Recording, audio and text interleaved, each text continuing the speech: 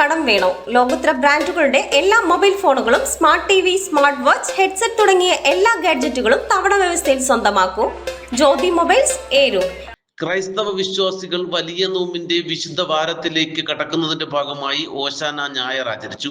എല്ലാ ഇടവകകളിലും പ്രത്യേക പ്രാർത്ഥനകളും കുരുത്തോല പ്രദക്ഷിണവും നടന്നു.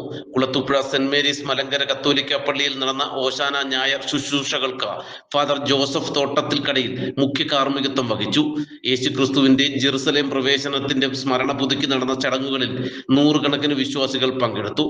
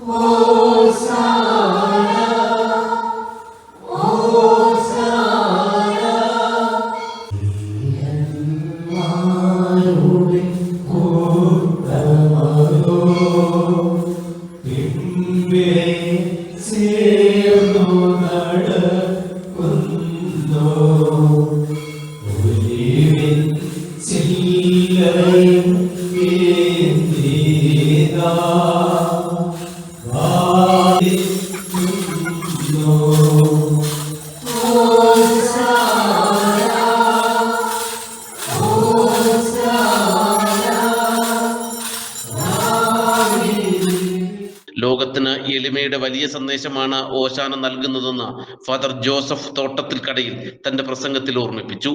സ്നേഹമുള്ളവരെ, ലോകമെമ്പാടുമുള്ള വിശ്വാസികൾ ഇന്ന് ഓശാന തിരുനാൾ കൊണ്ടാടുകയാണ്. ആദ്യമേ തന്നെ ഇവർക്കും ഹൃദയപൂർവ്വം ഓശാന തിരുനാളിൻ്റെ എല്ലാ മംഗളങ്ങളും നേരുകയാണ്.